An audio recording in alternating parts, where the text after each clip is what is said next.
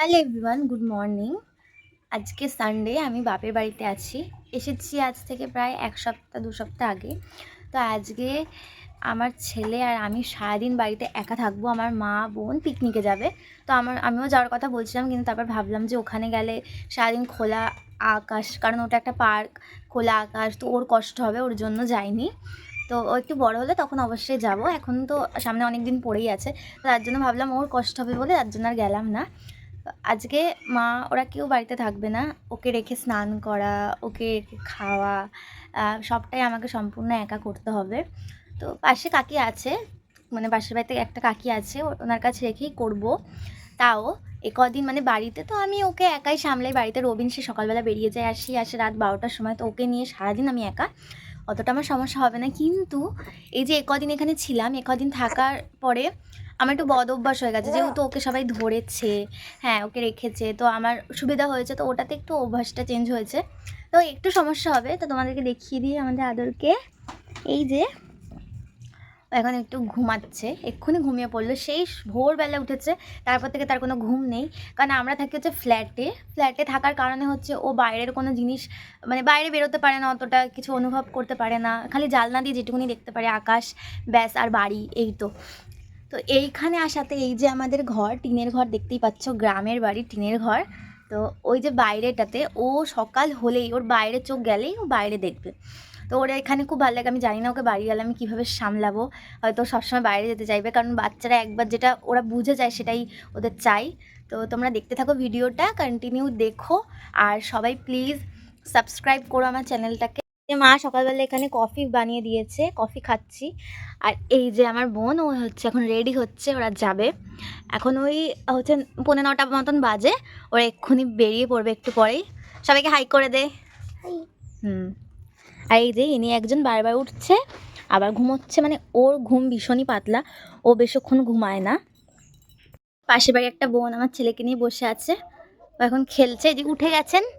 বাবা হাই করে দাও সবাইকে, হাই। আর এদিকে আমার মা আমার জন্য ব্রেকফাস্ট করে রেখে গেছে, মানে ব্রেকফাস্ট বলতে কালকেরই হচ্ছে মা এরকম কড়াইশুঁটির কচুরি বানিয়েছিল, আর এই যে চানা। তো এটাই এখন আমি খাচ্ছি, সকালের খাবার। দুপুরের খাবারও করে রেখে দিয়ে গেছে, দুপুরেরটা তোমাদেরকে দুপুরবেলা দেখাবো খাওয়ার সময়। এই যে আমি এখানে তাদের করে খাবারটা খেয়ে নিই। 11টা বাজতে যায়।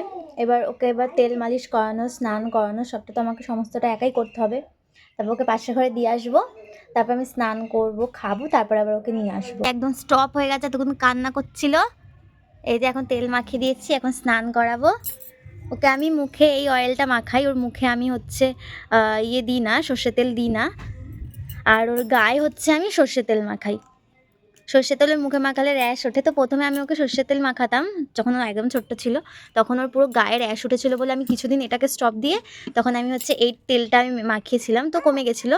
তারপর এখন আবার আমি ওকে সর্ষের তেল গায়ে মাখাই, তো ওর এখন শ্যুট করে গেছে। কিন্তু সর্ষের তেল ওর মুখে লাগালেই ওর হচ্ছে র্যাশ বেরিয়ে যায়। তো এই যে আদর পাপা, না না কাঁদে না, কাঁদে না, এই যে কাঁদছে। ঠিক আছে, চলো তোমাদের সাথে আবার পরে কথা হচ্ছে। আগে ওকে স্নানটা করিয়ে নিই। স্নান করিয়ে, জামা পরিয়ে, টিপ পরিয়ে একদম রেডি করে দিয়েছি, তারপর খাইয়ে দিয়েছি। এখন ঘুমিয়ে গেছে। স্নান করার সময় খুব কাঁদছিল ঘুমাবে বলে।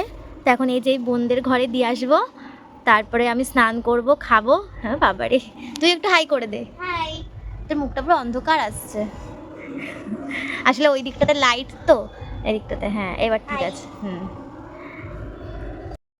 তো কাকির ঘরে আদরকে দিয়ে এসেছি। এখন আমি হচ্ছে ওকে যে স্নান করিয়েছিলাম, বিছানাপত্র পুরো এলোমেলো হয়ে আছে, ওর জামা কাপড় কাচা হয়নি, জামা কাপড় কাচবো, তারপরে আমি স্নান করব।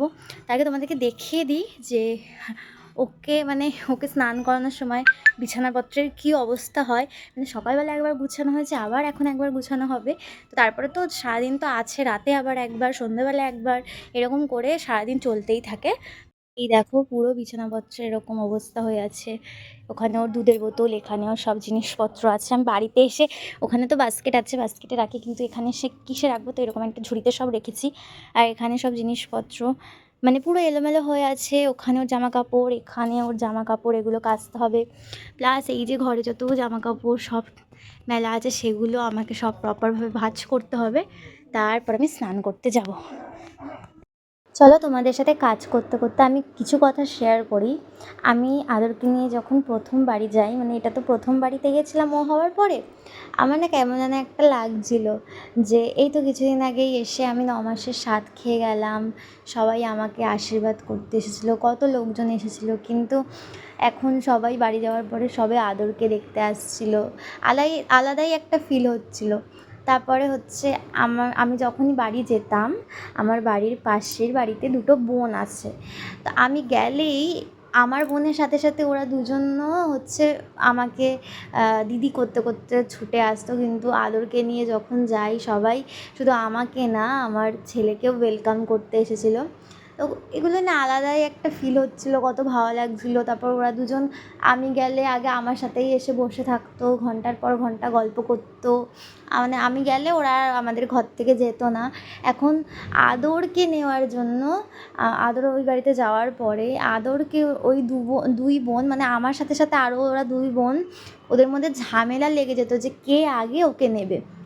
এই নিয়ে ওদের মধ্যে ঝামেলা লাগতো যে না আমি আগে ওকে নেব, না আমি আগে ওকে কোলে নেব, আমি ওকে খাওয়াবো, এটা ওটা, মানে এরকম ওরা করতো। তো এইগুলো বেশ ভালোই লাগতো। আমার মধ্যে কী হচ্ছিলো না সেটা একমাত্র আমি জানি। মানে এইগুলো না, মানে মা হওয়ার পরে প্রতিটা ফিলিং না বলা যায় না, মুখে বলে বোঝানো যায় না।